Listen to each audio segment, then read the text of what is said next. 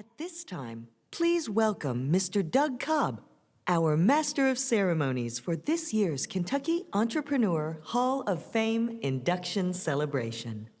Well, thank you. Thank you. Welcome again to the 2022 Kentucky Entrepreneur Hall of Fame induction ceremony brought to you by J.P. Morgan Chase. I'm really thankful that you all took the time tonight to be here. I know some of you have friends who are being inducted, others are inductees. But our purpose here tonight is to come together to celebrate entrepreneurship in our state of Kentucky, something that's worth doing, with the hope that by celebrating it, we will encourage it and create more of it, something that I have been keen on for a long time. Now, it turns out that November is Entrepreneurship Month, National Entrepreneurship Month, and because of this, Governor Beshear has made a proclamation declaring that today, November the 16th, is Entrepreneurship Day in Kentucky. Join me in thanking him for that recognition.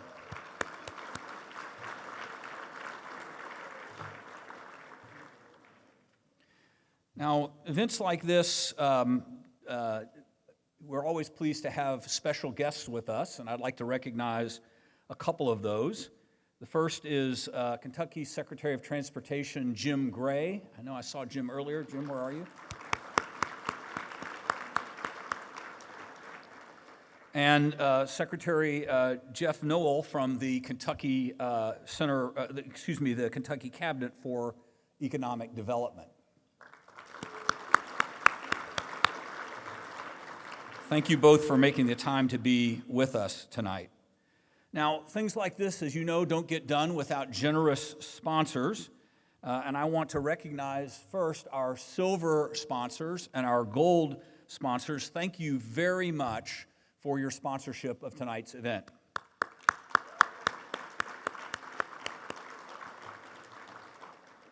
It's also my pleasure, we get to do this every year, it seems like, to welcome to the platform J.P. Morgan Chase Region Manager of Kentucky, Paul Costell, to come up here and join me.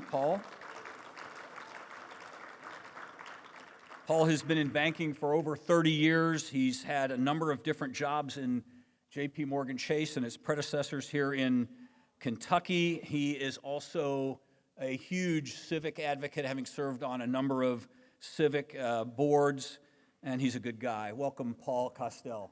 Thank you. Yeah, thank you. It's not quite old hat yet, Doug, but it is, because it's 5 years. 5 years since Jim Ford of the Kentucky Chamber said, hey, we have an opportunity for you to sponsor the Kentucky Hall of Fame Entrepreneurship Awards. And I said, we're in. I mean, what a no-brainer that was. I mean, entrepreneurs are the lifeblood of our economy. Entrepreneurs and small businesses, which usually entrepreneurs start out as small businesses, create over 65% of the jobs that are created in our country. And we're fortunate, absolutely. And if you think, thanks to my colleagues here in the first two tables, entrepreneurs are what they love, because they love that enthusiasm, they love to see that passion, they love to see how we can help them at J.P. Morgan Chase grow their business by giving them treasury opportunities to facilitate their payments easier, by lending to them so they can grow, by helping them find other capital means, by providing Wall Street advice when they make that payday big, and or if they decide to have public debt or go public, we have an investment bank that can do that too. So our team's always excited at J.P. Morgan Chase to work with entrepreneurs. And I'd like to, it was interesting to see earlier some of the entrepreneurs that they showed on the screen. And I'd like to just think for a minute about a couple of people. And one started out in Henryville, Indiana, with an idea that selling a recipe or having a recipe for fried chicken would be successful. Now think about that.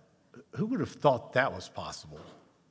And then there was this young man who went to the University of North Carolina, was a relatively good track star there, relatively very poor student who later decided that he could figure out a steak chain named for Texas, started in the city of Louisville, Kentucky. Now, who would have thought that was possible? And then there's this West End kid who started and thought a trailer park in the South End would be successful. It was not. It failed. Then started up a nursing home, which then became a hospital chain, which is now one of the largest healthcare companies in the country. Who would have thought that was possible? And lastly, there's a little connection to Glasgow tonight. I'm sure many of you recognize, but there was a grocery chain started in Glasgow that now is, I think, the largest private ESOP in the country. I mean, who would have thought that was possible? At the same time, we have another honoree tonight whose family started out in Glasgow, a construction company that now does construction projects all over the world. We have some amazing honorees tonight. I'm so thankful that we have an honoree that started our largest regional CPA firm and is responsible for the only major league franchise we have today in the state of Kentucky. Absolutely. I'm thankful for another has been responsible for the expansion of our airport, so now we can get to more than like 10 cities on a direct flight, and also one of the largest commercial real estate firms in our state. And then I'd be remiss without saying the man that knew internet banking before people knew internet. I mean, you would think that was it was a big deal back then, and it's proven out to be a big deal. Did I get everybody up there? I think I got them. So with that, I'd just like to thank the Kentucky Chamber.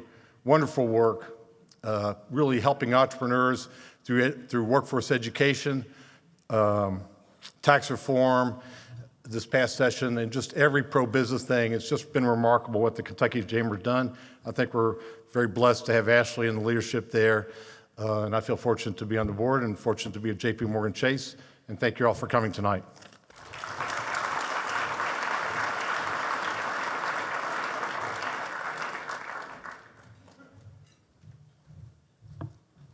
Thank you, Paul. You know, those stories really matter. The seemingly innocuous beginnings for these companies that we now know as gigantic enterprises, they all have a story behind them. They all have a person or people behind them who are willing to take risks and make things happen when nobody else believed what they were doing would matter. I also would like to recognize, well, first, Paul, thank you very much again for your sponsorship for this event tonight. And finally, I'd like to recognize all the friends of the Hall of Fame for 2022. Thank you all for your generous support as well.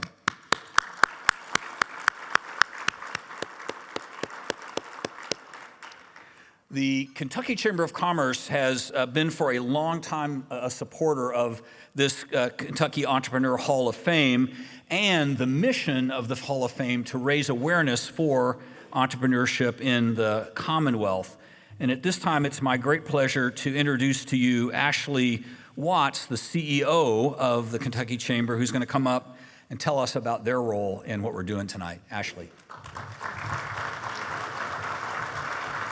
Good evening, everyone. It's wonderful to see you, and thank you, Doug. It is such an honor for the Kentucky Chamber to be included in this program, and we join with all of you in congratulating all of these successful job creators that will be celebrated tonight. Their willingness to take risks, to dream big, to collaborate with those around them have resulted in growth throughout the entire Commonwealth.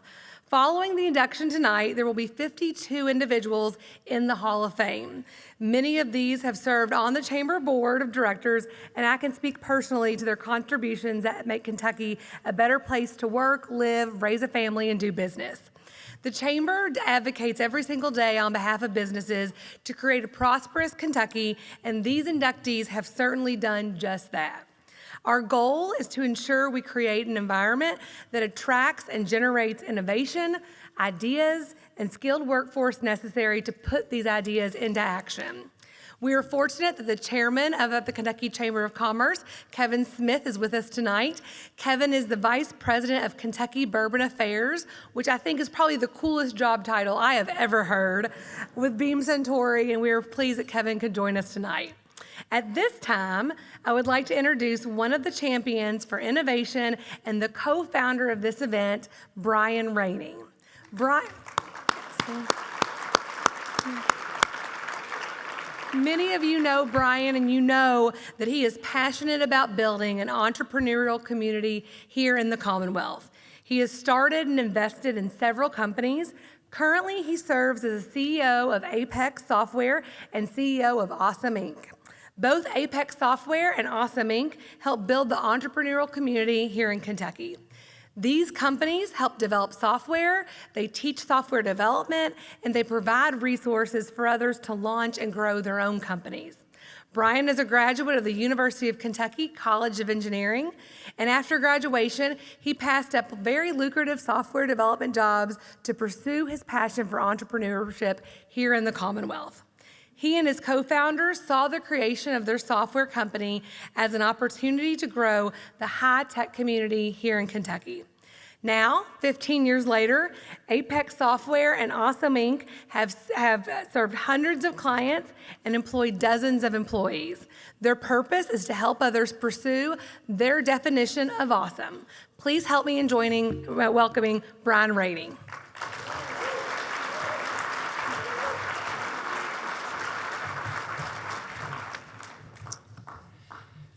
Thank you, Ashley, and thank you to the entire Kentucky Chamber. They have been an outstanding partner, and they just do an incredible job with this event. Let's give it up one time to the entire Kentucky Chamber staff.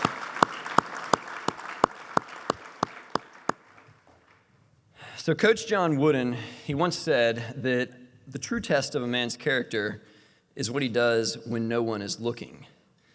And one of my favorite movie characters is Batman. And what I love about Batman is that he does everything undercover. Now we, as the viewer, we know that Bruce Wayne is actually Batman, but no one else in the movie other than Alfred knows the true identity of this hero who is saving Gotham. And there's something especially noble about a hero that operates undercover. It's as if they realize that receiving the credit is not the important part of the role. It's being a force for good that matters the most. When I was 12 years old, my grandpa got me tickets to the World Cup in Dallas, Texas. Now, I don't remember who won the game. I don't even remember who was playing in that game. I just remember two things. Number one, it was so hot outside that my ice cream melted down faster than Jim Host did when he saw I was growing out this hair a couple years ago. And man, that joke was going to be so much better if Jim Host was sitting right there. He called me yesterday, and he's not feeling well, so he couldn't make it. But somebody pass that on to him, please. The other thing I remember is that there was this player that was warming up on the sidelines, and he was juggling a soccer ball with his feet, his knees, his head. He probably juggled the ball 200 times before letting it hit the ground. I had never seen anything like it before. But it was his way of getting warmed up and preparing himself for the game. I never knew his name, his identity, still unknown to me. I just remember him leaving an impression that left me wanting to be able to juggle a soccer ball just like this guy. And that summer, I did just that. I practiced every day until I could juggle just like him. Now, it's kind of crazy to think that this guy worked his entire career to make it to the largest soccer stage in the world. And the one impression that he left on my 12-year-old self, it came during warm-ups, not during the game. A few weeks ago, I sat down at Awesome Inc. to write this speech, the same place that I always do. With over 15,000 square feet of office space to choose from, my favorite place to work is from a desk that sits next to the wall where the photos of the Hall of Fame inductees hang. For me, it's one of the most inspiring places in Kentucky. I looked at that wall and I saw unparalleled legacies of excellence. I saw billions of dollars of business. I saw Jim Host, who literally transformed sports marketing, and he invented March Madness. I saw energy moguls like Jim Booth, Jim Headley, Joe Kraft, tech geniuses like Mike Davis, Dana Bowers, Lee Todd, Kent Euler, who had one of the first tech IPOs in Kentucky history. I saw Nate Morris, how he was able to completely transform an industry like waste management. I thought about John Williams and what it must have been like to start CSI and become one of the largest providers for technology solutions for financial institutions, and to do it from Kentucky. Saw some of the greatest innovators in the investment and the financial sector, like Doug Cobb, Jess Carell. Some of the nation's top real estate and retail entrepreneurs, like Cal Turner, Phil Greer, Dudley Webb. Incredible legacies that were being left behind by every entrepreneur that was on that wall. I paused, and I thought a bit more about that word legacy. And I realized that while the legacies that these Hall of Famers were leaving, very significant, but there was something else that made these people that I was staring at so special. Now, don't get me wrong, the Bloomin' Onion, arguably one of the best appetizers on any menu at any restaurant, came from a Kentucky entrepreneur. And a Tempur-Pedic mattress can change your life, also Kentucky entrepreneur. But those creations, they're not the things that have shaped how I run my life or how I run my business.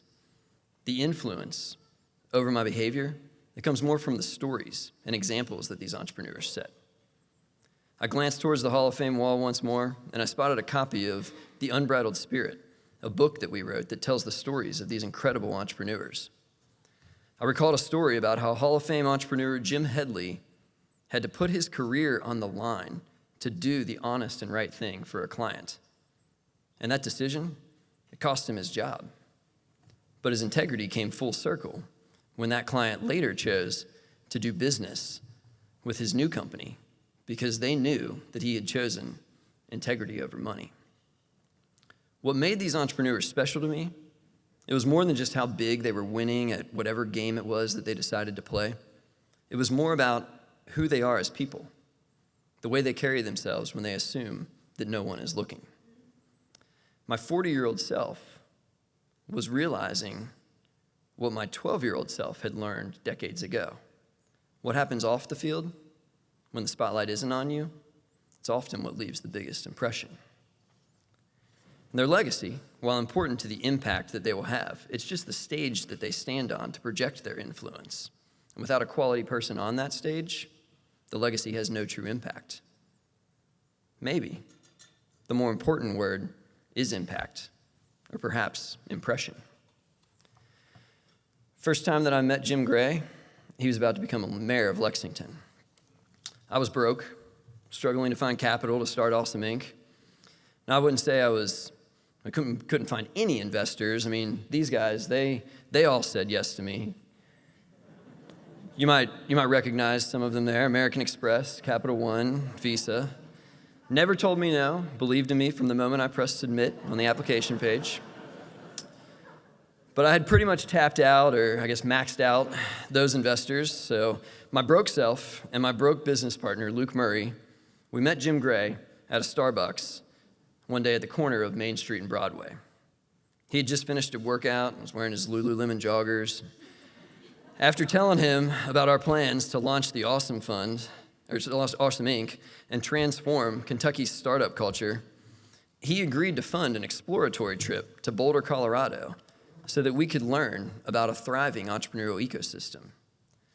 And he paid for the entire trip out of his own pocket. Now, I know what you're thinking. Brian, why is that so hard to believe? Politicians are always spending their own money and trying to help us out and never expecting anything in return. But seriously, this check had Jim Gray at the top. He expected nothing in return, and he did it behind the scenes, never receiving the credit. And that act left an impression on me. It made me want to generously help entrepreneurs that were just getting started. It made me thankful to have leaders like Bruce Wayne in our community. I flipped through a few more chapters of the Unbridled Spirit book, and I read about how the entrepreneurs in the Hall of Fame have left lasting impressions on so many by the ways that they live their lives. If you get to know John Y. Brown, you learn that he has a sense of optimism, and he desires to transfer that optimism into your situation. Do you know that he was one of the very first people to believe in us, and one of the very first people to believe in the creation of this Hall of Fame? Jess Carell and John Williams, they exemplify what it means to be a generous giver. Jess Carell has a giving plan at his company that includes a stipend for adoption, and he'll pay for his team to go on a mission trip each year. John Williams, he once told me that he believed the only purpose of making more money was to give more away. Jim Host, he's made his impact on me over the years through consistent mentorship. Half the references in my company handbook come from experiences that I've learned through Mr. Host. Joe Steyer, his passion motivates me every time I see him. It was a meeting in Lee Todd's office that is the reason I became an entrepreneur in the first place. He gave me the confidence and the permission to get started. And the influence doesn't just have to happen through in-person interactions. This year, we lost 3 Hall of Fame entrepreneurs. I never met Jim Thornton, and I barely knew George Fisher and Bill Gatton, but the stories I read about them have shaped how I treat people, how I lead, and how I run my business. And the beautiful truth about this world is that all of us have the opportunity to leave an impression. No matter how big of a stage we perform on, or how sizable our legacy, we can make lasting impressions on a daily basis, whether it be our employees, our coworkers, our friends, our children. Every interaction, every conversation, every act has the potential to leave an impression. And it's the acts off the stage that are the most revealing, and therefore the most persuasive. Because you never know when a 12-year-old kid might be watching. Looking up at that wall, I saw 48 pictures that represent big legacies and big stages. But I realized that it's the character of the people on those stages that are leaving an impression on our Commonwealth. And tonight, we get to add 4 more pictures to that wall. The next time someone sits down from my favorite spot to work and they look at that wall, there will be 4 more stories to inspire and to leave an impression that will last well beyond the time that they play the game. So let's celebrate the accomplishments of these entrepreneurs tonight, and let's graciously thank them for using their stage to be a force for good, to make Kentucky a better place to live and work. Thank you.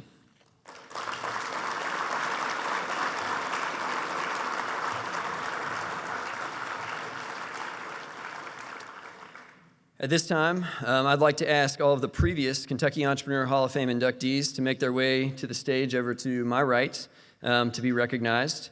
And as they make their way to the stage, I'd like to thank these entrepreneurs for the ways in which they use their accomplishments to positively impact the Commonwealth of Kentucky. This group of successful entrepreneurs, they've taken risks and made sacrifices that benefit our state. Not only that, but now they're willing to invest into future generations of entrepreneurs in our community. Many of these previous inductees, they've made a commitment to invest their time and their money into the new businesses and entrepreneurs in Kentucky. And with their financial support over the years, the Hall of Fame has been able to launch the Fellowship Program. This program, led by Keith McMunn, has provided resources to assist 70 early-stage companies in their entrepreneurial journeys. These companies have raised over $110 million of outside funding, and they've created over 530 jobs for the state of Kentucky. The Hall of Fame inductees, they're sharing their stories and advice through a video series called the Founders Series and a book called The Unbridled Spirit, in which the newest volume comes out tomorrow. You can get an early copy tonight in the lobby if you'd like.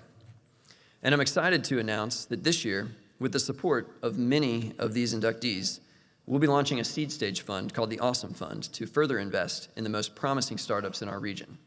And all of this contributes to the second half of our mission, which is to encourage others to take risks and to pursue similarly ambitious entrepreneur endeavors. Before introducing the previous Kentucky Entrepreneur Hall of Fame inductees that are in attendance, I'd like to invite one of the co-founders of the Hall of Fame to the stage. This is Bobby Clark. He co-founded his first business at the University of Kentucky in 1981, UK Student Agencies. Bobby is currently co-founder of Midwest Clean Energy Enterprises, founder and president of Sustainable Business Ventures, and co-founder of the Kentucky Entrepreneur Network. The first inductee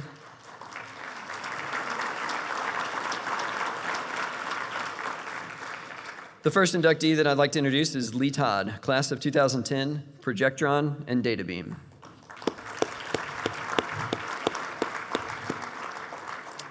Dana Bowers, class of 2011, iPay Technologies.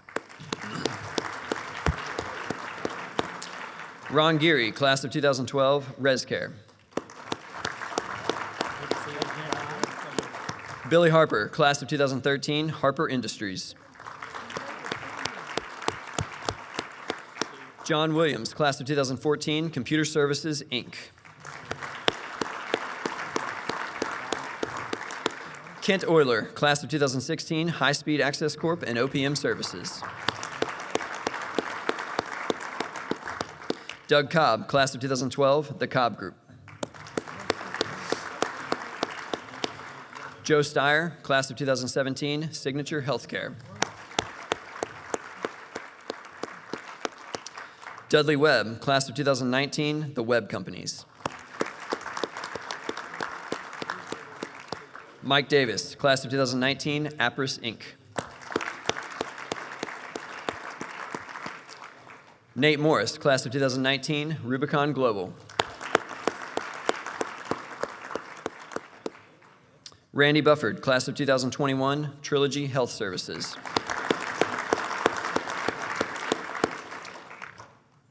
Pat Lancaster, class of 2021, Landtech. These are all of your previous inductees that are in attendance tonight.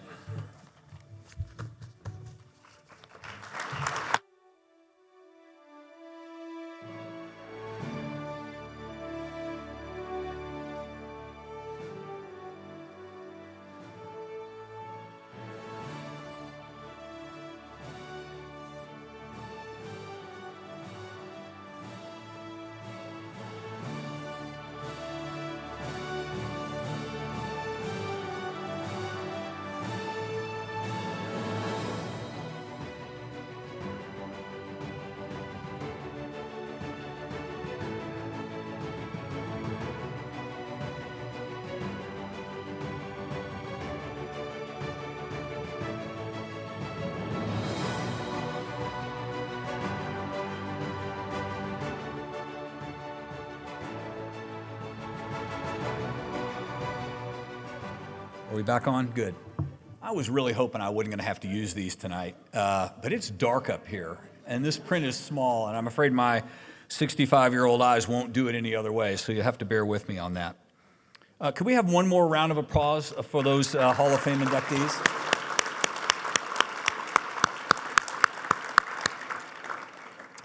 Now, before we introduce this year's honorees, we have a couple of special awards that we would like to give. The first is the Mentor of the Year Award.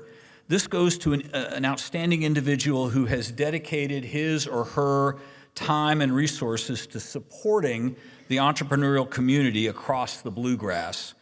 And I'm pleased to award this year's Kentucky Entrepreneur Hall of Fame 2022 Mentor of the Year Award to Jackson Andrews.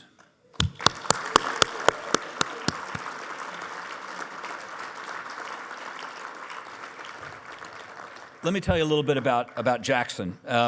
He co-founded one of the first U.S. offices for Endeavor, and he now serves as the managing director and on the board of directors. His team has directly supported some of the highest growth companies in the United States, some of the highest growth in the Endeavor portfolio, including, this is an amazing list, AboutBit, AppHarvest, Behavior, El Toro, Handle, Interapt, Listener, MXD, Rabbit Hole, Rivera Group, RX Lighting, SKU Vault, Solo, Switcher, and that's just a few. There's dozens of others on the list.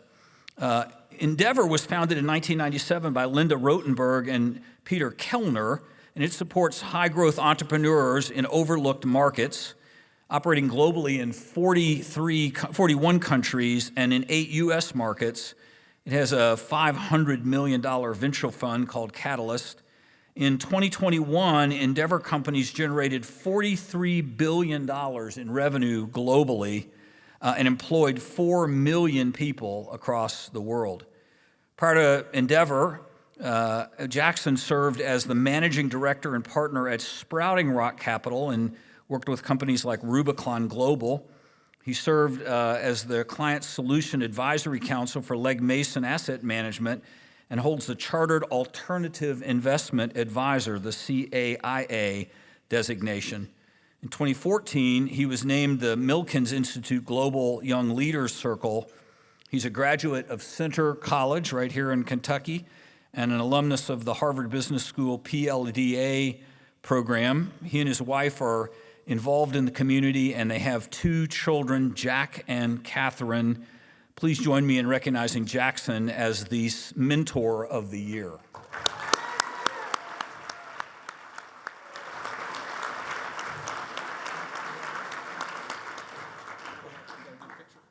Picture first?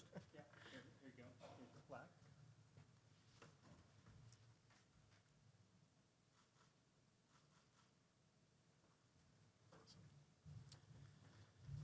All right, Doug, thank you for the very kind introduction.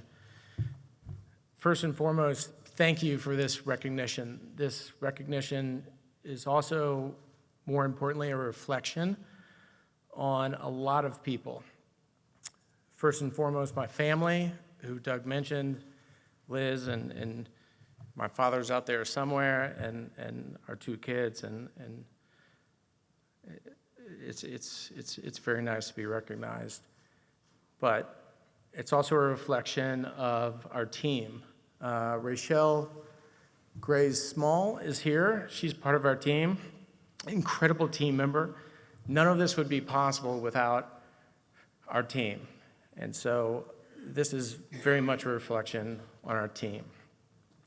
It's also a reflection on our board, which includes Nate Morris from Rubicon in the founding days of Endeavor, and he was integral to our founding. It also includes our chairs, and I would be remiss not to mention them.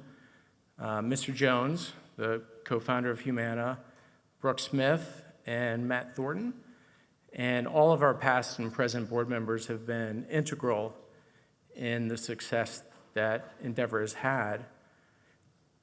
But mostly, this is a reflection of the entrepreneurs. This is a reflection of the Endeavor entrepreneurs and the success that they've had. And we were just fortunate enough to believe in and say, let's get behind them. Let's get behind some crazy entrepreneurs that are going to drive job creation, wealth creation, and inspiration in the Commonwealth. And so, at the end of it all, thank you for the recognition, but thank you to the entrepreneurs. Scale up, go big, give back, Endeavor. Thank you.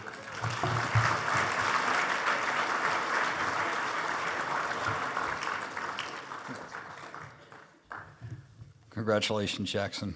That's great. Second award is the 2022 Investor of the Year. This award goes to an individual who has demonstrated the ability to bring value to startup and growth companies in the form of capital, experience, and leadership. And I'm very pleased that this year's award winner for the 2002 Investor of the Year is an old friend of mine, Bill LaMica.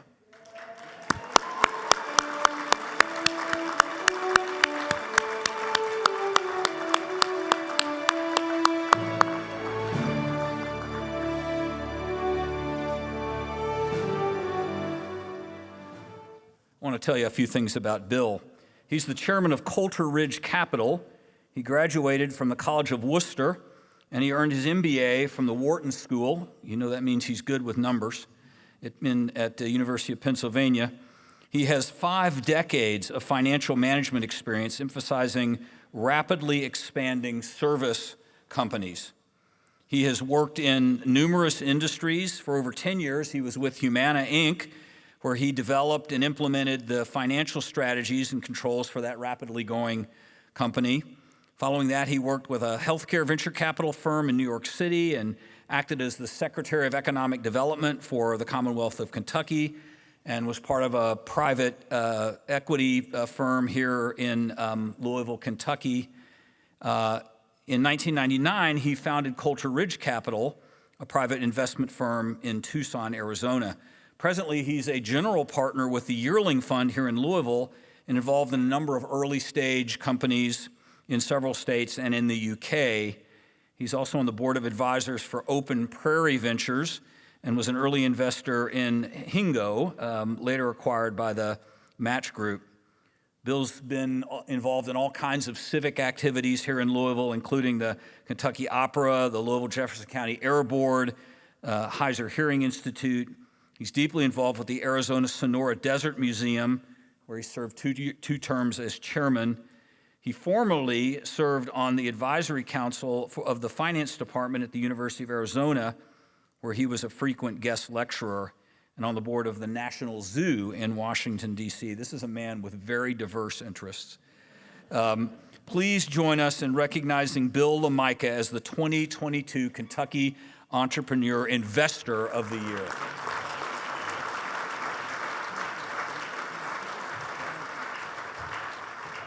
We want to do a picture first. You stand between us.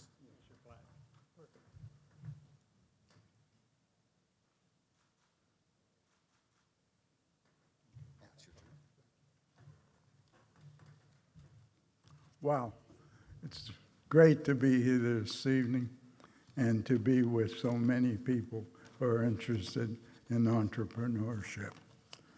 I'll try to speak up a little bit, and if you can't hear me, you can raise your hand, or maybe that means you don't want to hear me.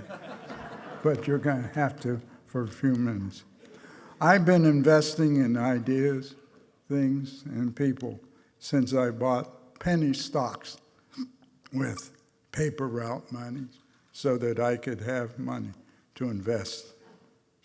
But I humbled and surprised by many recognized by my peers for doing something that still makes me want to get out of bed in the morning, and a day which sounds like fun at the end of the day.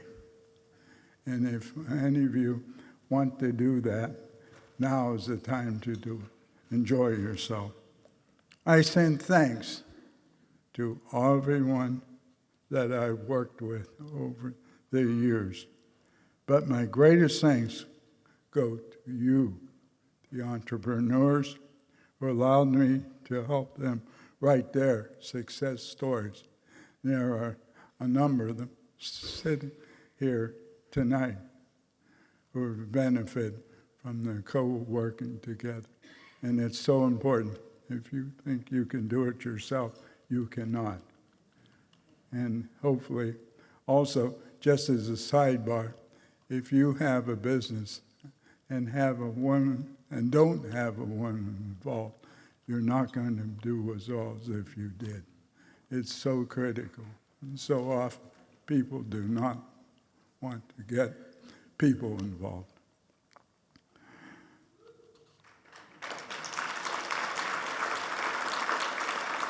The opportunity to mentor and to teach continues to fuel my passion.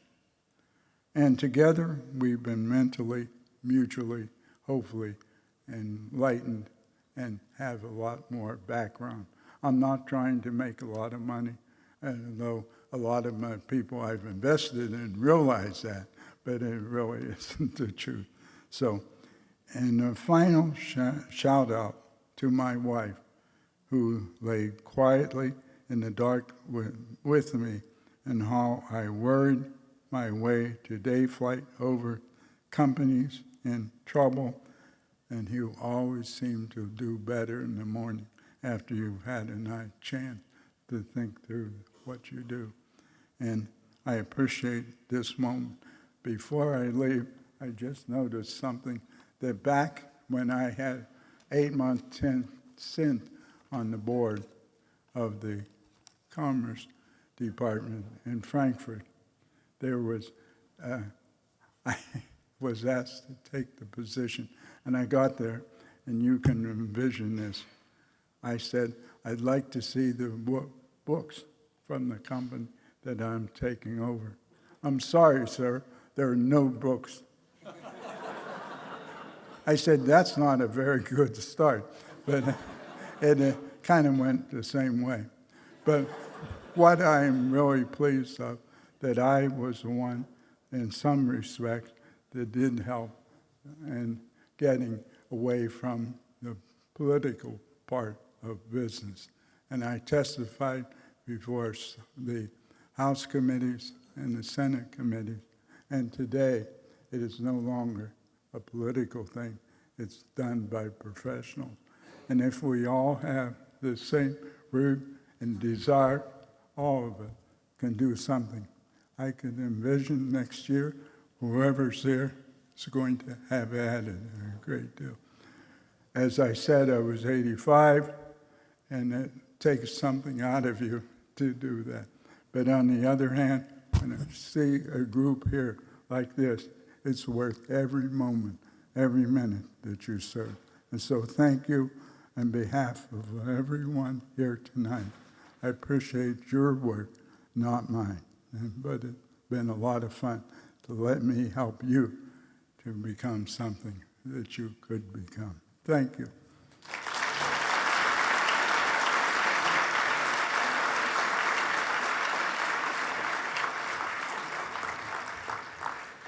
Congratulations, Bill. That's a well-deserved honor.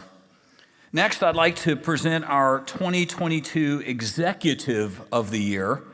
This award is given to an influential individual who has demonstrated the ability to bring growth to a company through strong leadership and extraordinary long-term vision. I'm so pleased that we're able to present the 2022 the 2022 Executive of the Year Award to Spencer Coates.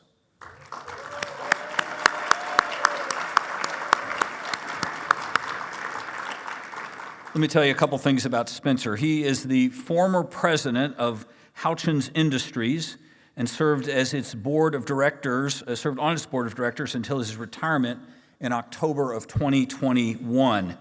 He joined the Houchens family of companies in October 2003, initially serving as chairman of its cigarette manufacturing subsidiary, Commonwealth Brands Incorporated, until its sale in March of 2007. He served on the board of governors of the ESOP Association and the board of directors of the National Grocers Association. He's also served on the board of trustees of the Employee Ownership Foundation and was a member of the board of directors of the Kentucky Retail Federation. He's also a past member of the board of directors of the Kentucky Chamber of Commerce and served on its executive committee. He's a past member of the National Commission on Hunger, appointed by U.S. Senator Mitch McConnell. Houchens, headquartered in Bowling Green, Kentucky, has been in existence since 1917, and for years was primarily involved in the retail grocery store business. Spencer was instrumental in the formation of Houchens ESOP in 1988, when its revenue was around $200 million. Since then, he oversaw numerous acquisitions for Houchens, both before and after joining the company officially in 2003. Today, Houchens is a multifaceted company with holdings in supermarket, convenience, and limited assortment food stores, insurance, construction, distribution, manufacturing, healthcare, franchising, and many other businesses. It's one of the largest privately held, totally employee-owned ESOP companies in the country, with annual revenues totaling approximately $2.7 billion and over 15,000 employees. Spencer is a certified public accountant. He's been married to his wife, Carolyn, for over 50 years. Congratulations. and they have 3 grown children and 10 grandchildren. That's a great blessing. Please join me in recognizing Spencer as the Kentucky Entrepreneur Executive of the Year.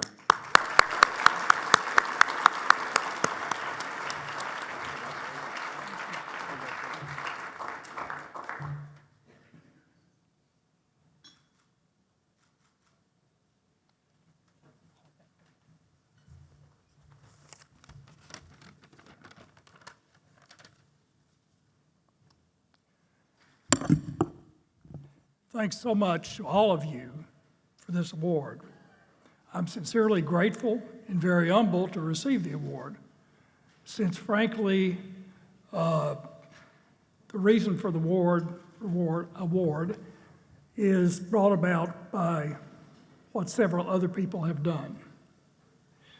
I appreciate the confidence of the Hall of Fame, and to my many friends and those that nominated me for the recognition.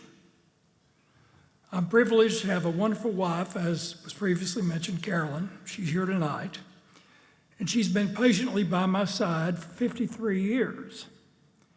And fortunately, I indicate the word patiently because I was on the road a lot of that time.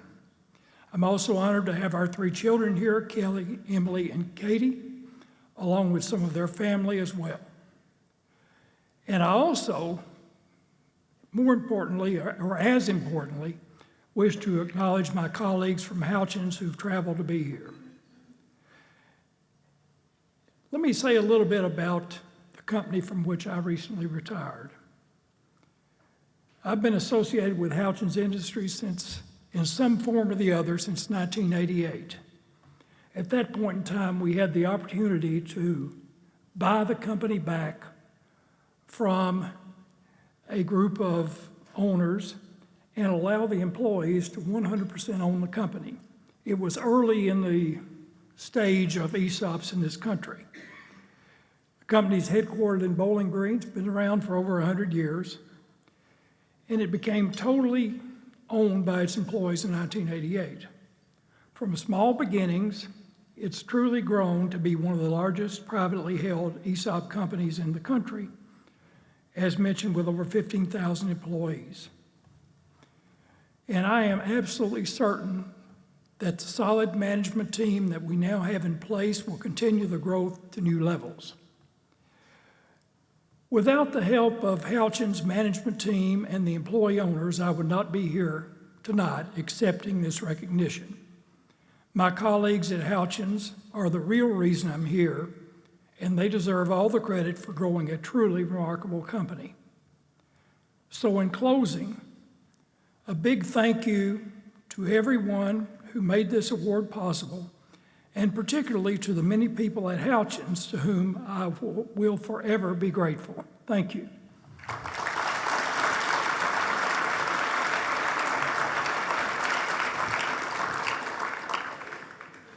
Congratulations, Spencer. All right, now I get to welcome another friend to the platform. This is kind of old home day for me. So many of my friends up here and winning awards.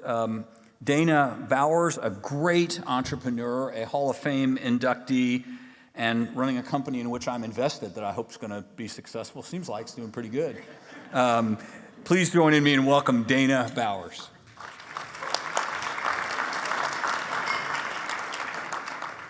Thank you, Doug. Well, part of the mission of the Kentucky Entrepreneur Hall of Fame is to encourage future generations of entrepreneurs to pursue ambitious endeavors similar to those achieved by the entrepreneurs that have been inducted into the Hall of Fame. The Emerging Entrepreneur Awards recognizes up-and-coming entrepreneurs who are showing progress towards this goal. And so it is my honor to be able to introduce this year's Emerging Entrepreneurs.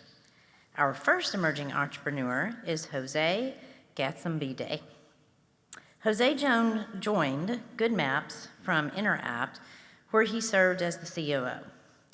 Previously, he structured and launched Social Impact Bond and Pay for Success contracts at Quantified Ventures in Washington, D.C.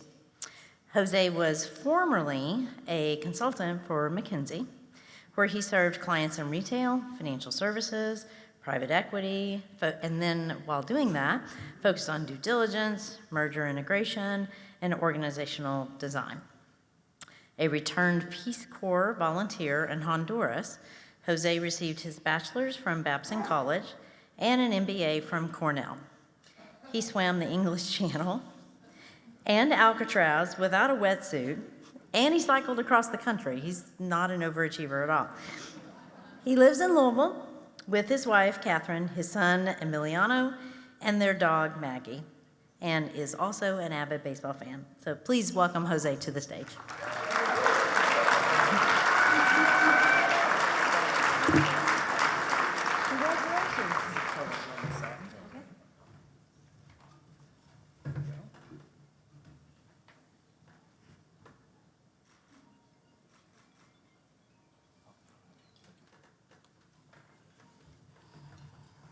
All right, thank you so much.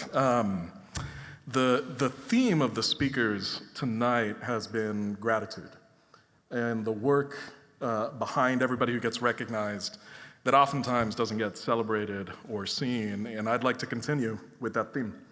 And as a recovering consultant, I have a group of 3 people that I would like to thank very publicly. The first one is my absolutely incredible wife. She has been so supportive, so understanding, so present during this journey. And if you're in this room, you understand how difficult it is and that it never gets done alone. And so, if nothing else, I'm so glad to be here so that I can publicly thank her and ask you, if you will, to please join me in a round of applause.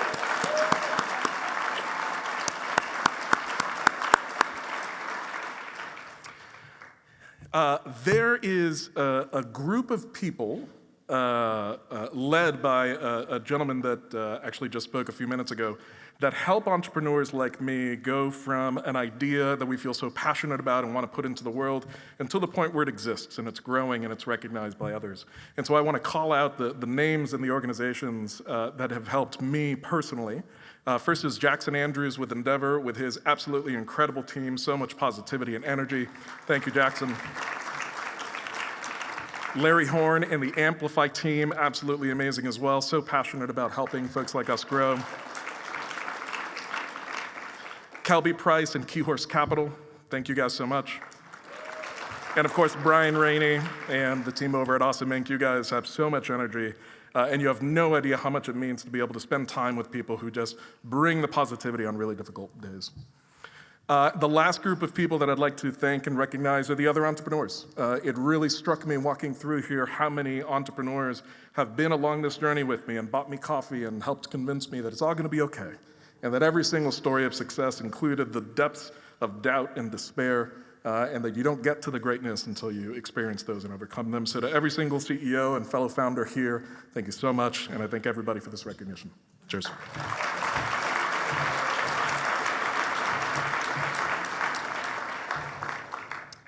Congrats again, Jose. Okay, our next emerging entrepreneurs are Kristen Moorfield and Darren Mariner. Kirsten is the co-founder of Cloverleaf.me. It's a B2B platform that provides automated team coaching, where she oversees all things product and people. She often speaks on the power of diversity of thought and psychologically safe cultures, from her TEDx talk to her podcast, People Are Complicated. While building Cloverleaf, Kirsten has also been building her young family in Cincinnati, Ohio, where she lives with her husband and 2 young children. Darren is the co-founder and CEO of Cloverleaf.me. It's a technology platform that's bringing automated team coaching to the entire enterprise through real-time, customized coaching in the tools employees use every day, like Calendar, email, Slack, Teams. The result is better collaboration, improved employee relationships, and a more engaged workforce. Prior to starting Cloverleaf, Darren had a 15-year corporate career that spanned Munich Re, Arthur Andersen, and Fifth Third Bank. Darren is also the author of Corporate Bravery, a book focused on helping leaders avoid fear-based decision-making. So please welcome Kirsten and Darren to the stage.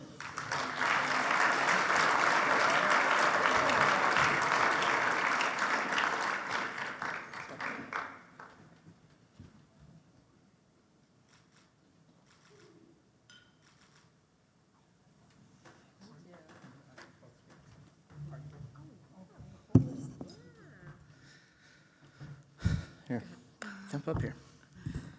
All right, so we don't look like many of the other awardees tonight because there's two of us. Not just because of our dashing good looks, but our partnership, I think, is a really unique element of what's brought us here tonight. And speaking of partners, just want to recognize our spouses back there at table C10, because we all know that none of us would be here if it weren't for the support and the understanding that our spouses give us when we're working way too much or for too long. We believe in partnership so much that we actually built a business focused on how to partner better with the people that you work with every day. And how many of you in here think we're great partners because we agree all the time with each other? One person. Of course not. It is our differences that make us stronger. And that is something that we're really proud our product built right here in Kentucky sends out millions of coaching tips every month, coaching people on how to appreciate each other's differences, because that's what really helps us do our best work. That's what builds value in companies, is people having different perspectives, solving problems better. And we just hope that our efforts can actually help come countercultural to our cancel culture and all those things that teach us that different perspectives are stupidity or incompetence or frustrating. And we just really hope that we can be a light that would help inspire people to be curious about the different people around them and to listen and to build better things because of the differences around them. Thank you. Thank you to the Hall of Fame. Appreciate it. Oh, and Awesome Inc. Thank you.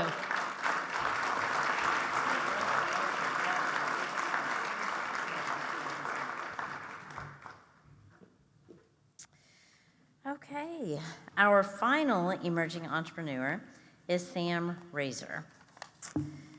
Sam Razor is the CEO and co-founder of Hippo Manager Software. It's a cloud-based veterinary practice management software system headquartered in Lexington. Hippo Manager is a full-service software that manages the medical records of more than 5 million pets and processes transactions of more than 500 million annually. Sam is passionate about building technology to help businesses and organizations achieve their missions and using data for the greater good. He is a proud alumnus of both the University of Kentucky, where he reached a Bachelor of Political Science, and Eastern Kentucky University, where he received a Master of Public Administration. He and his lovely wife, Sarah, live in Lexington with their 2 daughters, Caroline and Hannah, and their slightly overweight rescue dog, George. Please help me welcome Sam to the stage.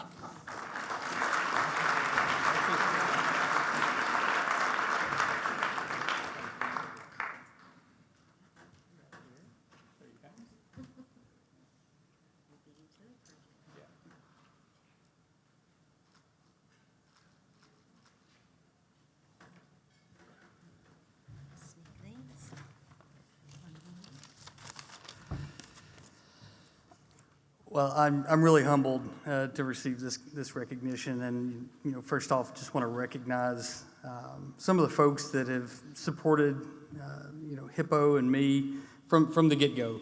First, my co-founder Bart Conrad, Sarah, my wife. I think there's been a number of shout-outs to how much fun entrepreneurship and marriage can be together. KSTC and Terry Samuel, Kelby Price. Brian Luffman, Bluegrass Angels, Commonwealth Seed Capital, Warren Nash, Marty McClellan, and Awesome Inc., of course, my dad and my brother. We couldn't have done it without the support of those folks.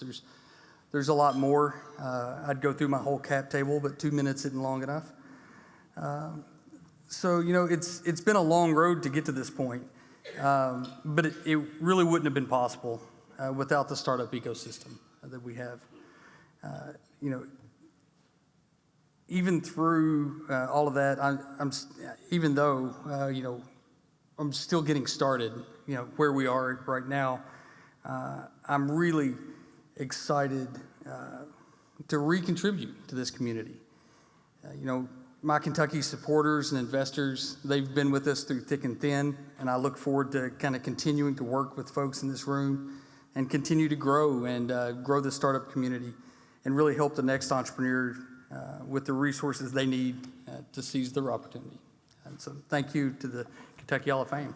Appreciate it.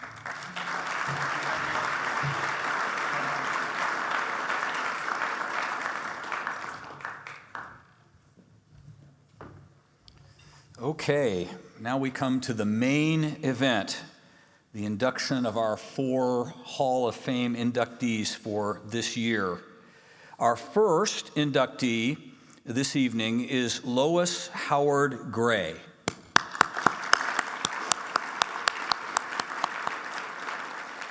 Let's watch this brief video about Lois.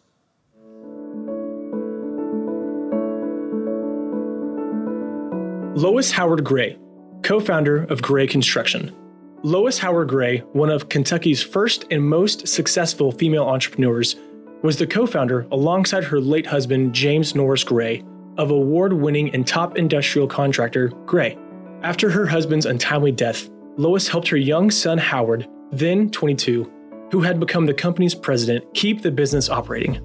Over time, she helped all her children learn to care for the business and their team members. Since the company's founding in 1960 in Glasgow, Kentucky, Gray has grown into a global, fully integrated service provider specializing in engineering, design, construction, digital equipment manufacturing, and real estate for domestic and international customers across these following markets: food and beverage, manufacturing, automotive, distribution, mission critical, and commercial. With nearly 30 offices across North America, Europe, and Asia, Gray's robust offering creates customized solutions, delivering unmatched precision and partnership to some of the world's most sophisticated organizations. Ms. Gray was chairwoman of the board from 1972 until 2002. She established a culture that was focused on the development of people within the business, recognizing that personal growth precedes company growth. Nurturing people and their emotional commitment to the business were among her greatest passions. This legacy she created continues to positively influence the business today. Congratulations to Lois Howard Gray on her Kentucky Entrepreneur Hall of Fame induction.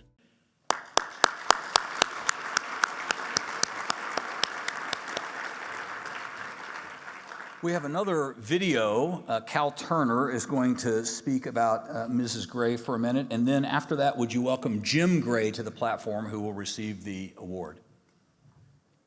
Good evening. I am honored tonight to talk about Lois Gray.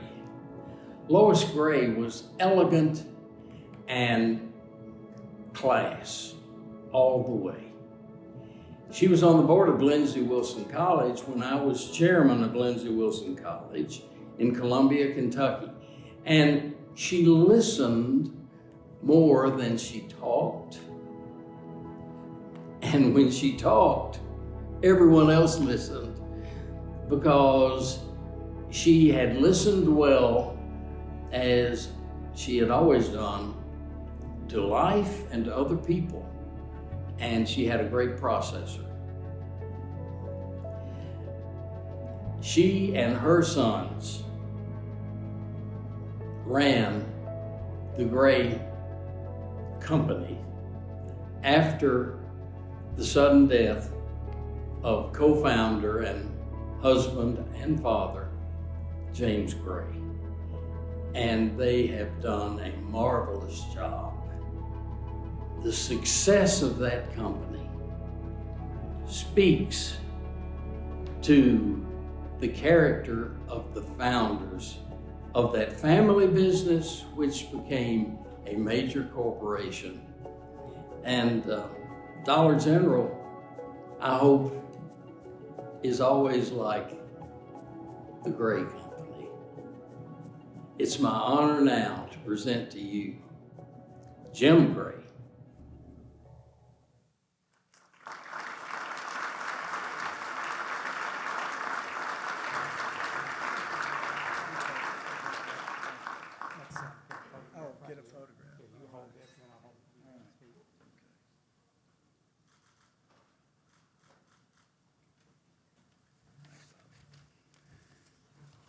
Thanks, Bobby, and I should say thanks to Cal Turner Jr. I guess I drew the long straw tonight, representing my entire family. We brought an entire busload to join you all tonight, right over here at tables, couple of tables. Hold your hands up, y'all. Let me say this right out of the gate, that Lois would have loved it and been terribly embarrassed by this recognition. Our whole family is humbled and honored. And I want to thank, too, Patty Breeze, her dear friend from long time, whose father was a dear friend of my mother's and father's, for nominating our mother. And I want to congratulate, too, the Hall of Fame recipients tonight, all of them, and thanks to Brian Rainey and Awesome Inc., and to the Kentucky Chamber for all they are doing to promote entrepreneurial and inventive spirit in Kentucky today. You know, if you're lucky in business, you're like my brother Howard and me and my brothers and sisters who have actually been broke at one time or another and insolvent, but not quite bankrupt. And then almost miraculously, you've recovered. You learned that the sun really can shine again. There was a time in the late 70s and early 80s when we were right there. And our mother said to us, when you're flat on your backs, broke, like it is now, it's all hands on deck. And she went on to say, the challenge will come when you recover and you've actually got $1 in your pocket. That's when the real challenges start. So there's nothing casual about a family business, as Cal Turner just said. One that grows to include all employee owners, just like Houchins is today. It tests you regularly and routinely. My brother Howard has always been fond of this quote, which did not originate with our mother, but she surely represented it well. Relationships are like fine chinaware, costly, rich, and rare. Once they are broken, they can be mended, but the crack is always there. Our mother would have praised and thanked others tonight, her family, of course, and her old friends from back home in Glasgow. She never forgot her roots. I love telling the story of when, at the ripe age of 88, and after she had eased into dementia about 15 years ago, I was driving with her around New Circle Road in Lexington, headed east. And on the opposite lanes was a long, long line of traffic, bumper to bumper. She didn't miss a beat. She looked over there and she said, "Look at all those people and cars, Jimmy. Why, they must all be on the way to Glasgow." In her mind, all roads pointed to Glasgow, where she learned the lessons of a long and fruitful life and shared them generously with others. Thank you all. Thank you. Thank you. Thank you.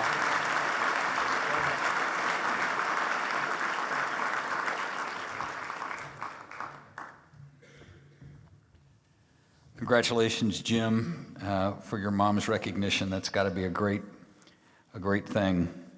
Our second inductee tonight is James S. Chip Mahan III. Please join me in congratulating Chip. Take a look at this video.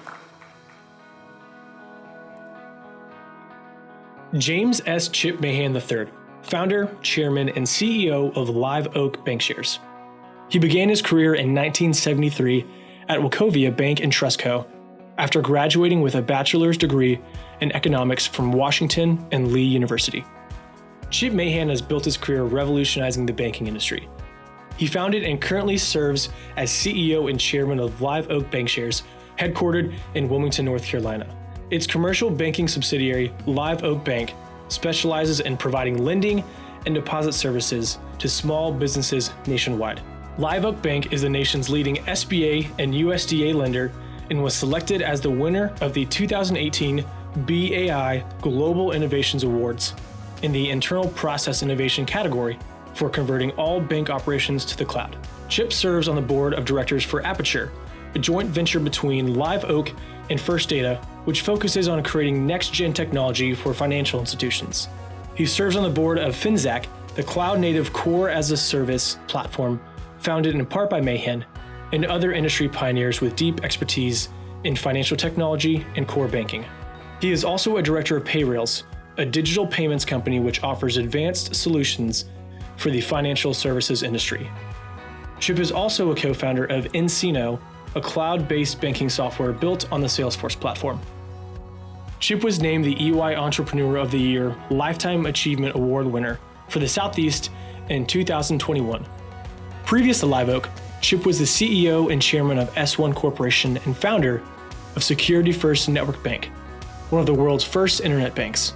Congratulations to Chip Mahan on his Kentucky Entrepreneur Hall of Fame induction.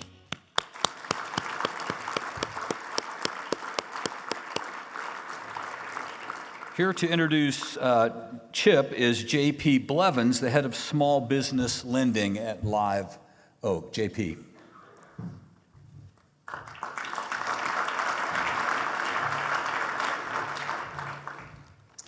So good evening, everybody. What a wonderful night. So I think it's safe to say, being in the room with a bunch of Kentuckians, there's probably a few horse people in here tonight, and it's kind of part of our DNA. And I was thinking about this before I walked up here. I've probably been going to Keeneland for 25 years, get out there a couple times a year. And I think in 25 years, I've cashed 3 tickets. So to say my handicapping is a little subpar, I think would be a fair assessment. But I got one bet right. I bet on the right horse when I bet on Chip Mahan. And at 29, made a really difficult decision to leave Kentucky and follow Chip into business. But that has turned out to be one of the best decisions of my life. So how do you introduce somebody that you love in only a couple minutes that's changed your life, and your kid's life, and their kid's life? It's impossible. But what I'd like to do in just a couple minutes that I have is share just a couple observations I have, these 2 eyes of just watching Chip closely over the last 13 years and being in business with him. So number one, and this is important, you are his partner. See, when you go to work with Chip Mahan, you don't go to work for him, you go to work with him. You have an opportunity to write a check and own the same shares he owns, to think like an owner, and then participate in the upside. And I am forever grateful that that is his philosophy in business. Second observation, and this will be pretty funny, I was 29, I got on a plane with Chip for the first time, and the first thing that happened is he took my coat and went and hung it up in the back of the plane. And then he asked me if I wanted a snack, and brought me some crackers. And when the plane landed, he went around and collected my trash and threw it away. And at 29, I remember thinking, if there was ever anything that seems backwards, this seems like that. Shouldn't I be doing this for him? See, before meals, I've observed at Live Oak Bank, often the waitstaff and the cooks get standing ovations before anyone takes a bite of food. I've observed a class and a charm that is uniquely his own. A true Southern gentleman through and through. Steve Jobs once said, the only way to do great work is to love your work, and I would just add something to Mr. Jobs' quote by watching Chip over the last decade. I think the only way to do great work is to love your work, but also love the people that you do it with. So yeah, we all in this room know the three-legged stool. You've got your folks, and you've got your customers, and you've got your shareholders. And I've observed many start first by focusing on their shareholders. Chip's approach has been different. He started with his folks. And his mindset has always been, if I can just take care of my people and make them feel really special and love them and give them the best of the best, they will go above and beyond to take care of the customer, to treat the customer like they are the only customer. And if you get 1 and 2 right, the shareholder will be just fine. I've observed that to be true. See, by being around Chip, I've observed that I've watched wealth and opportunities and jobs literally created from scratch, from an idea in his head to a plan on paper. And he will remind you that is important because hope is not a strategy. To putting the right people in the room, to execution, to ringing the bell on the NASDAQ twice with IPOs in the last decade. And having a front row seat to that has forever changed the way I think. See, when you're around Chip Mahan, it's impossible to think small. He will remind you to think bigger. I've watched him deal with adversity with grace and confidence. You know, Chip started this bank in 2007, and if you remember that, it's kind of like the worst time to start a bank in the last 50 years, right before the financial collapse. And so the chief credit officer walked Chip out in the parking lot and said, secondary markets collapsed, can't execute the business plan, we're done. And he listened, and he smiled, and he said, we will be just fine. 2 months later, the federal banking regulator called Chip to Atlanta and said, Chip, it's nasty out there. You need to liquidate your bank and return the capital to your shareholders. Chip listened, and he smiled and respectfully declined her recommendation and said, we will be just fine. Today, 15 years later, Live Oak Bank has become the largest originator of SBA paper in the country for the last 5 years. It's become the largest USDA originator in the country. An American Banker has voted Live Oak Bank the #1 bank in the country to work for 3 years in a row. We will be just fine. I have watched him, as I close up, give of his resources and his time. The philanthropy has dominated a large part of his life. A lot of it has centered around helping those that just don't have the same opportunity as many of us have in here, spreading the gospel and education. And see, 100 years from now, I think there'll be a lot of families, countless families, whose lives have been positively impacted by his generosity, but they won't have any idea who to thank because he doesn't go into the street to blow his trumpet. But I have watched him steward what he has been given very well. See, it's easy to watch the video and see the accomplishments. Serial entrepreneur check, visionary check, genius for building businesses check, all that. But if you watch close enough, and I have, you'll realize there's something way bigger as his driving force, and that is his faith and his relationship to Christ. And Maya Angelou said, look, people may forget what you did and what you said, but they'll never forget the way you make them feel. Chip's people would run through a wall for him because of the way he's made them feel.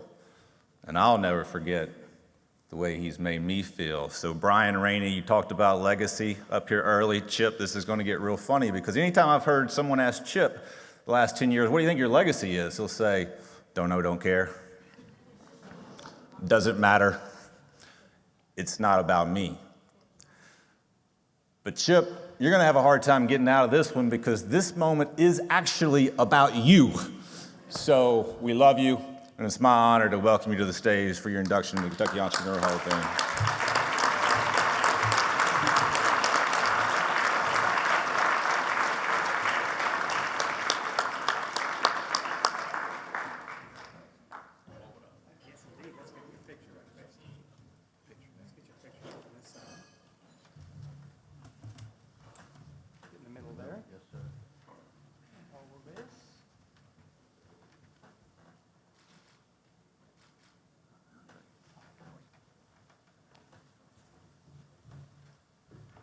Well, Blevs, your Christmas bonus is in place. I have no idea how to top that. I know that you were given 2 minutes and took all of my 4, but I'll try to make mine short.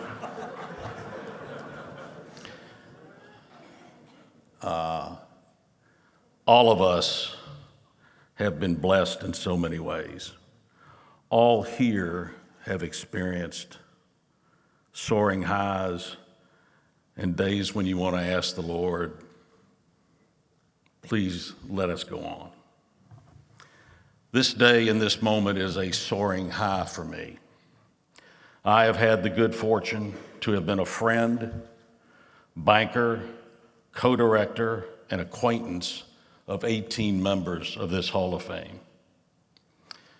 There are seminal moments that occur early in all of our careers that shape the way we think. Here are a couple of stories with members that certainly changed my life and allowed me to join this group of accomplished entrepreneurs. One night in 1982, I was flying back from Louisville to my home in Winston-Salem, North Carolina, with Wachovia's top treasury management expert after we were calling on customers. Many of you remember back in those days, Piedmont Airlines did a bunch of short hops throughout the Southeast. I was remarking to my colleague that I knew a bank that had a 30% capital ratio that was coining money mainly because interest rates were at an all-time high. A gentleman sitting in front of me peered around the side of his seat and said, "That must be the Farmers Bank and Capital Trust Company in Frankfort, Kentucky." That man was Bill Gatton. It was probably 10 o'clock that night when we landed at the Tri-Cities airport. Bill and I chatted further, went to his house, and finished up at 5 a.m. We devised a plan to borrow 50% of the bank's capital in an attempt to acquire total control of the institution, since shares were trading at 25% of book value. I quit my job after 10 years at Wachovia, moved in with my in-laws in Frankfort. Bill and I addressed the board of directors and told them of our plan. I spent 30 days calling on shareholders door to door. We did not acquire one share of stock. I headed back to the Wachovia Bank to beg for my job back. Lesson learned, and we've all learned this lesson. If you're going to fail, fail fast. David Grissom was our banker in this endeavor. Getting to know David and Bill led to many things, including creating Cardinal Bank shares in Lexington with Bill, and ultimately we owned deposit-heavy banks in Eastern Kentucky that allowed us to start the Vine Street Trust Company in Lexington and the Jefferson Banking Company here in Louisville. Bill Gatton was the finest entrepreneur that I have ever known. Quick story number 2. In the late 70s, my boss said, "You're from Kentucky, go back home and bring us deposits and loans." So predictably, I did what any aspiring 22-year-old would do. Let's try to call on the CEO of Maker's Mark. Mr. T.W. Samuels took my call, and the meeting was set in Loretto. Mr. Samuels could not have been more kind. He took me on a comprehensive tour of the distillery and explained why he used red winter wheat instead of rye. He also explained that another key to his success was rotating the barrels in the rick house from year to year before bottling in 6.5 years. It was now time to settle down in his office and have a business meeting.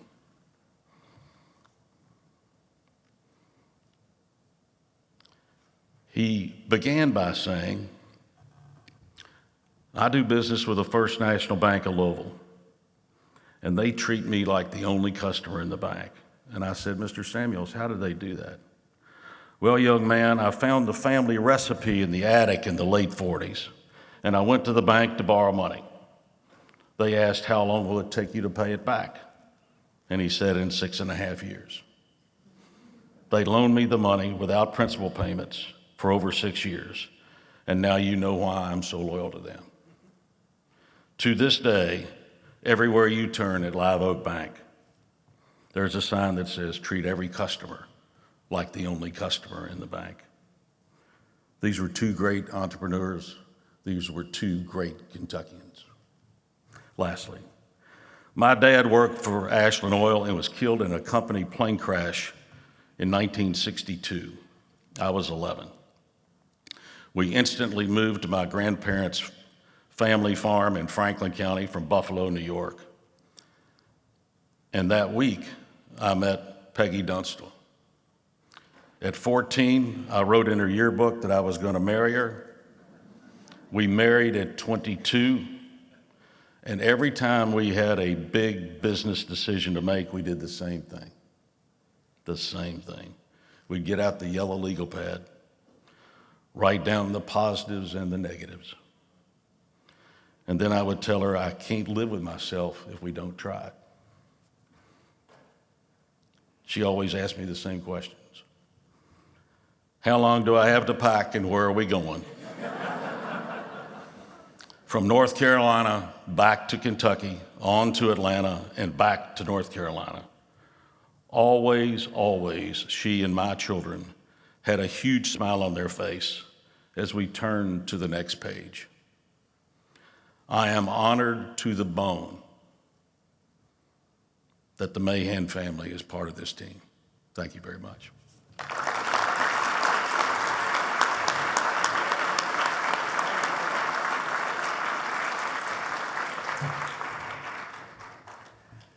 Congratulations, Chip. Well deserved. Our third inductee is an old friend of mine. We've been palling around since my days at Greater Louisville, Inc. in the 90s. Michael Mountjoy.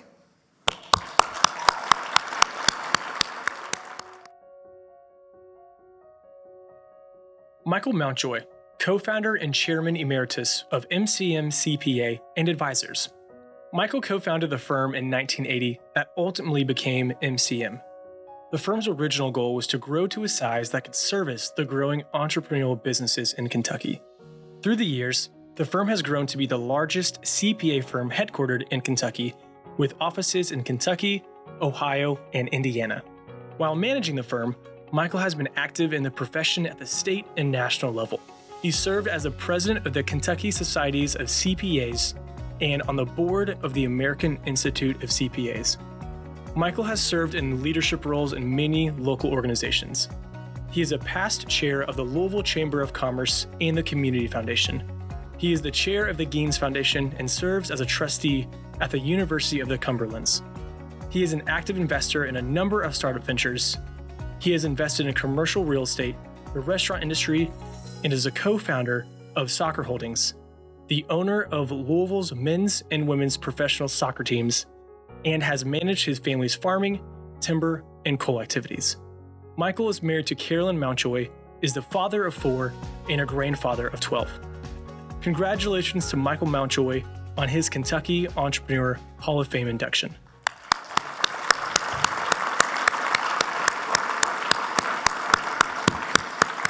Please welcome Brad Smith, the managing partner of MCM, to the stage. He's going to introduce Mike to us.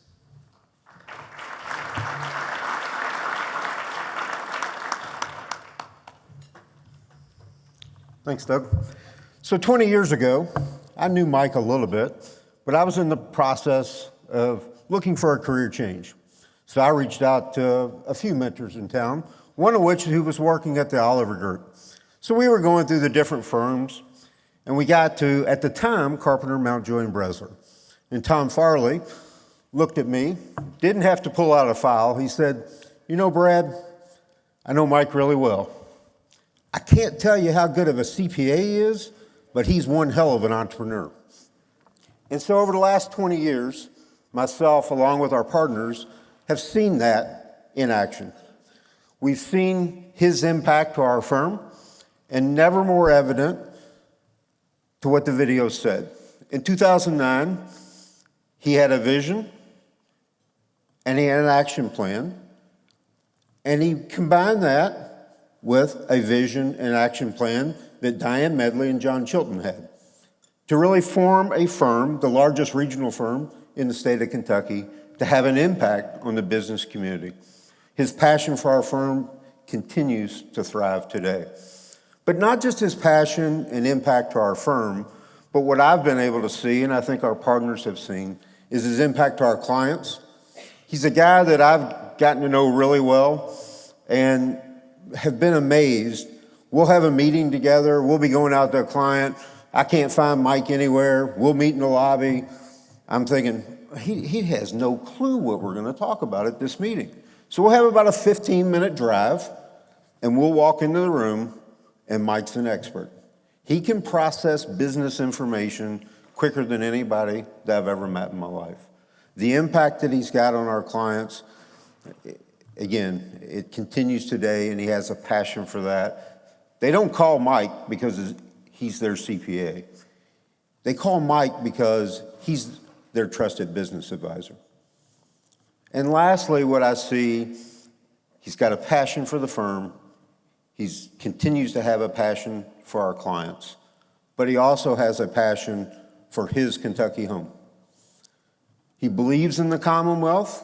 He continues to want to have an impact on the Commonwealth. And so, again, his passion, his energy is just as high as it's ever been for our firm, for the Commonwealth, and I know for his family. So please join me in congratulating Mike and welcome him to the stage.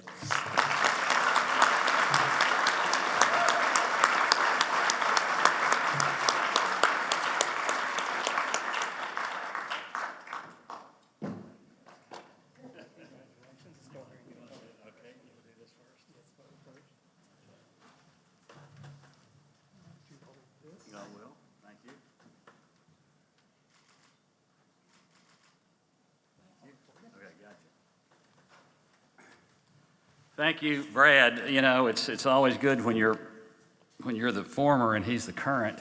He has an opportunity there to take some shots, but I reminded him before we came up here, Brad, remember I'm talking second. So, and JD, I will tell you at this point, you and I have been to a lot of these dinners, and we know what it's like when we get to this hour of the night. What they want us to do is finish quick. So I'm going to try to say what I need to say in this 4-minute time frame. And let me just start by the thank yous that I really do. I'm in shock at this thing, to be honest with you. I'm not sure I'm deserving of this award, but I am appreciative of the award. There are so many others who deserve it far more than I do. But let me thank some people first, and I'll say a few things about the firm. First, the committee that has considered me for this. I met with that committee earlier today, and I tell you, I'm in awe of the group that you saw up on the board earlier that makes up that committee. I've watched many of those entrepreneurs through my career, and they have helped me greatly in developing what I've become and watching how they work. So I've been fortunate to be there, and I appreciate the committee's confidence, I guess you would say, in me to offer this award to me. My family is the most important, as we've all said. All of us who've gone through building a business know what it takes. My wife, Carolyn, who's here, 3 of my daughters are here, some son-in-laws, my sister, my brother, anyway. And also, I must say, my friends from down in Williamsburg at the University of Cumberland's made the trip to drive up here to see this, and I thank them as well. But my family's put up with me through going down early, coming home late, working on weekends. No, I can't take you to Florida for spring break because we've got too much work to do. You know, all of the things that it takes to build a business. And I missed a whole lot of things as my kids were growing up that I shouldn't have missed. And they tolerated me and they put up with me. And I thank them more than anybody else for what they've done. The firm, this is not my award. This is the firm's award. The people in that firm have made me what I am.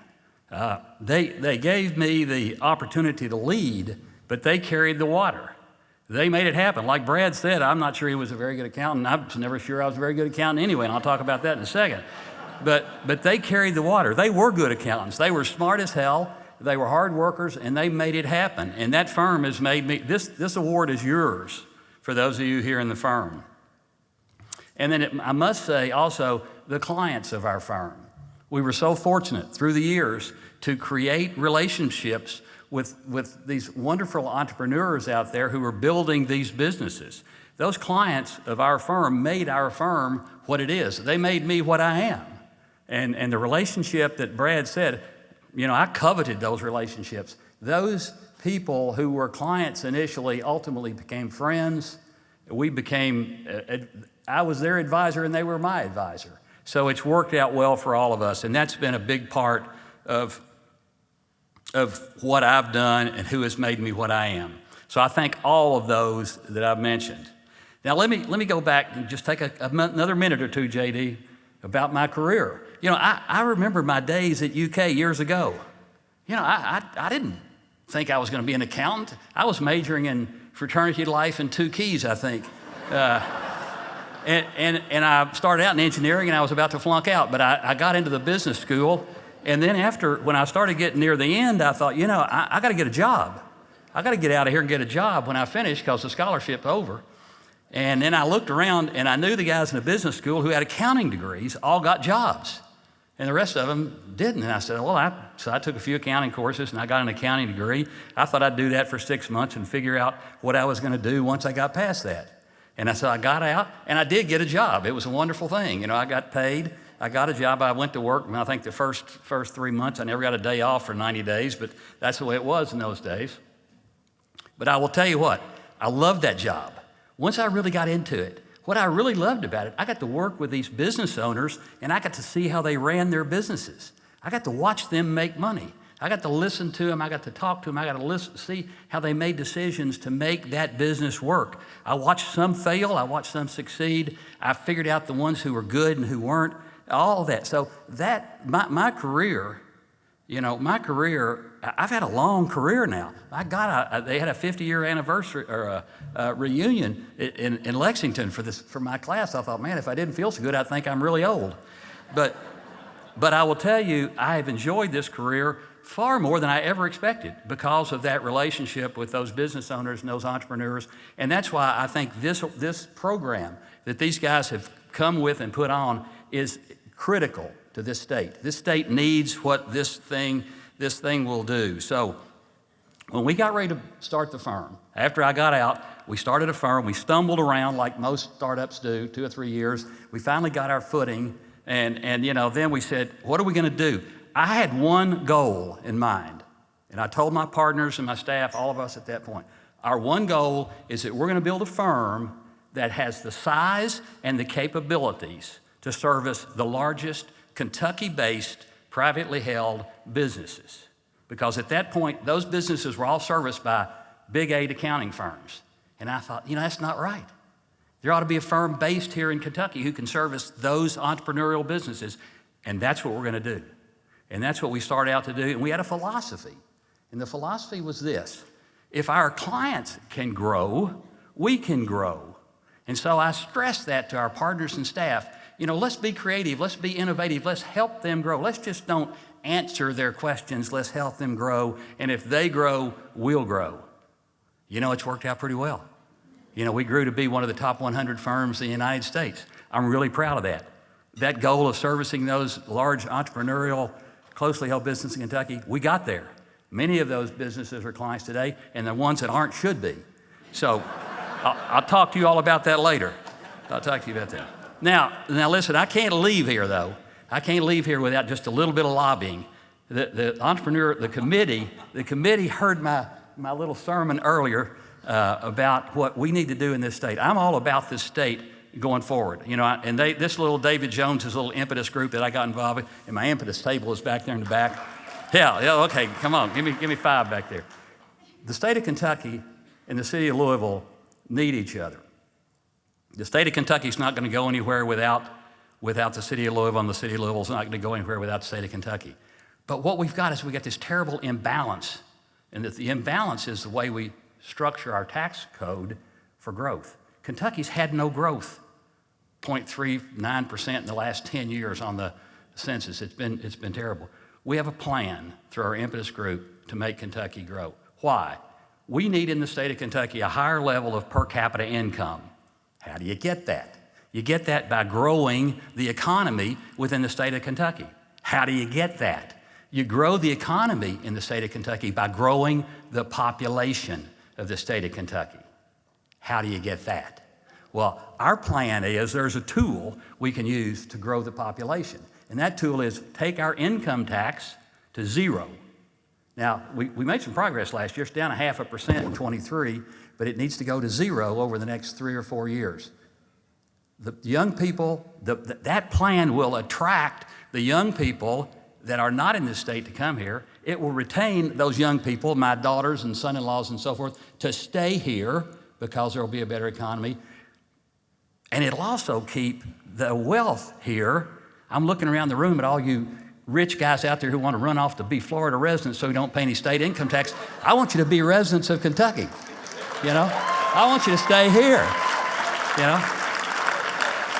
So help me and the rest of this group of Impetus and all the state chambers all in on this, help all of us grow Kentucky. And it's not about tax reform. I don't care about tax. You know, we got to have enough money to run the state. It's about grow Kentucky by creating a tool, and that's the way we're going to do it. So I look forward to you helping us with that. And with that said, JD, I'm going to get off the stage. I thank the committee. I thank Doug and everything you all have done. I don't know that I'm deserving, but I appreciate it. And on behalf of my family and the firm and all of our clients, I'll accept this with humility. Thank you.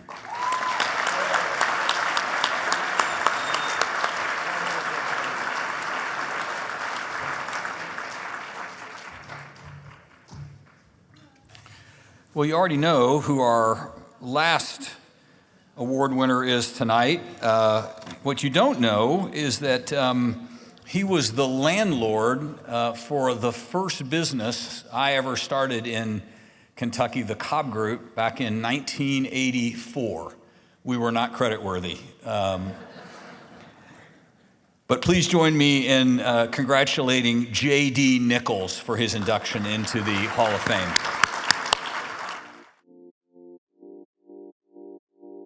J.D. Nichols is the chairman of NTS Development Company, its subsidiaries and affiliates.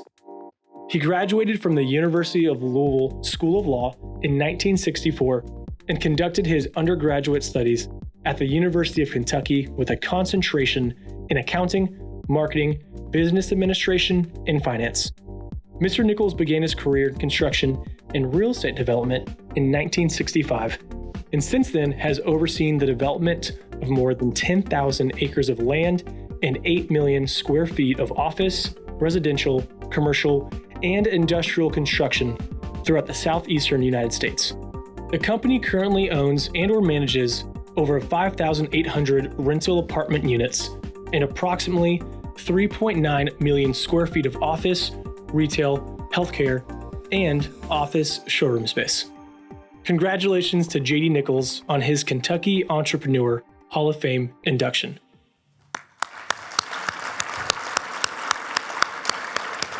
Please welcome Brian Lavin, the president of NTS, to the stage, who's going to introduce J.D.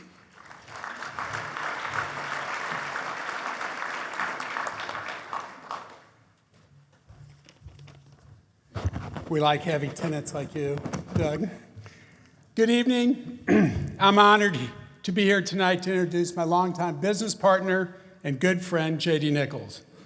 I find it interesting that J.D. is being inducted into the Entrepreneur Hall of Fame tonight because in business and social situations, I have always introduced him as one of the outstanding entrepreneurs of Kentucky. I think J.D.'s business accomplishments as presented in the video speak for themselves. However, I would like to share some of the lesser-known contributions, lesser known, but definitely consequential to our community and our state. The most significant of these being that J.D. was the longest-serving member of the Louisville Regional Airport Authority. Many consider him to be the father of the airport that we know today. He was instrumental in attracting, growing, and keeping UPS in Louisville. And on 2 separate occasions, his insight, great tenacity, not only kept UPS in Louisville, but created an environment for them to expand and succeed. Another very noteworthy achievement for both UPS and our city was his idea of bringing together state, local, educational leaders to create Metropolitan University. I was there when it was with Governor Patton, John Shoemaker, and JD, when JD came up with the idea to create the Metropolitan University and to keep UPS in Louisville. They were leaving, make no mistake about it, and anybody that was involved in business in 1998, 99, it was a very real thing, and it was because of Nick's vision to bring Governor Patton and President Shoemaker together to create the Metropolitan University. This offers full tuition and other benefits for the students to attend college while working at UPS. I could not envision our city without the contributions of UPS, and for that, no one deserves more acknowledgement or recognition than J.D. Nichols. In the early 1990s, our state educational system was at a crossroads, and the then governor, Wallace Wilkinson, asked J.D. to serve as a chairman of the Kentucky Council on School and Performance Standards, which developed the Kentucky Educational Reform Act, known as CARA. CARA transformed the educational environment at that time. JD is a lifetime member of the President's Society of Bellarmine University, a former trustee at the University of Louisville, the 2015 University of Louisville Alumnus of the Year.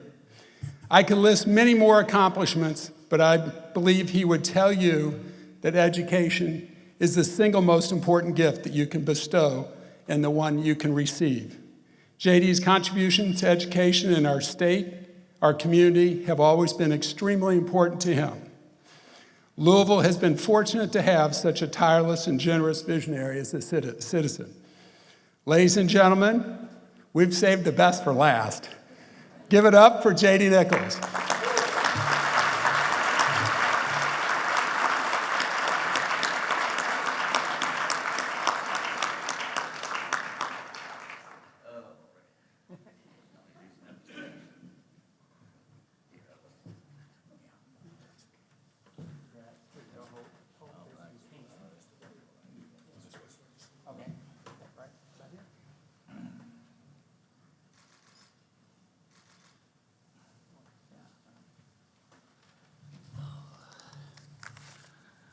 Before I get started, thanks, Brian, for the nice introduction. I've got to have a couple issues with Mike. He lied to you. He said it was going to be short and sweet. I timed it. It was 7.5 minutes. The other issue I've got with Mike is he could button his suit coat. I can't get mine buttoned. But I do agree with him on the zero income tax. That's a pretty important thing.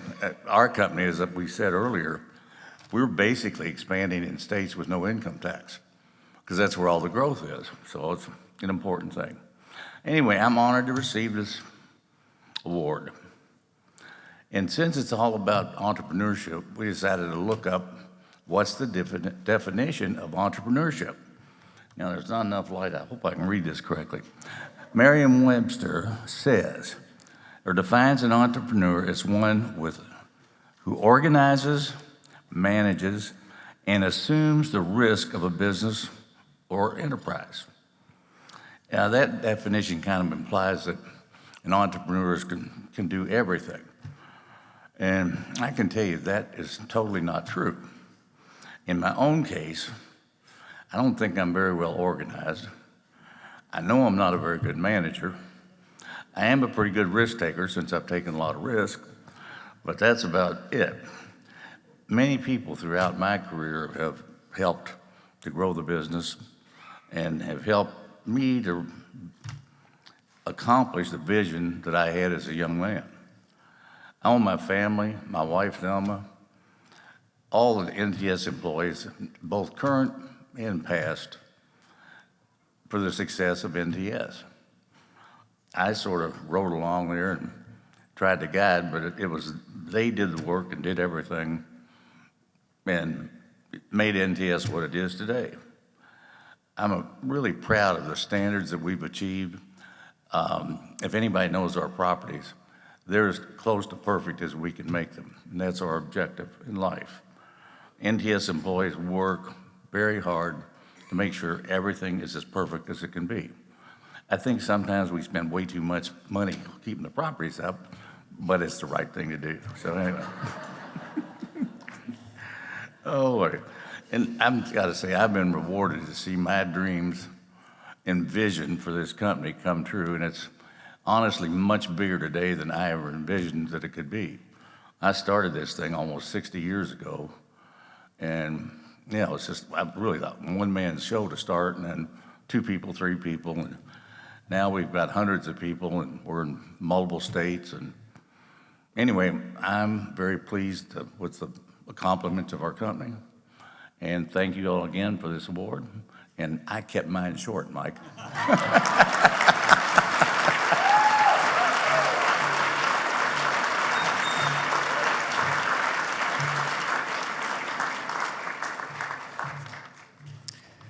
Would you join me in one more round of applause for this year's honorees?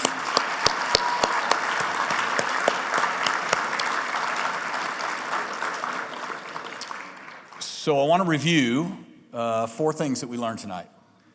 The importance of character. It's not when you're on your back that you're challenged, it's when you've got $1 in your pocket. That's from Mrs. Gray. The importance of the team, Mike Mountjoy. This is not my award, this is the firm's award. The importance of the customer. Treat every customer as if he or she is the only customer. And then the importance of quality. JD saying the goal is to operate and run your properties to as close to perfection as you can get. Those are 4 great lessons to learn from 4 great entrepreneurs.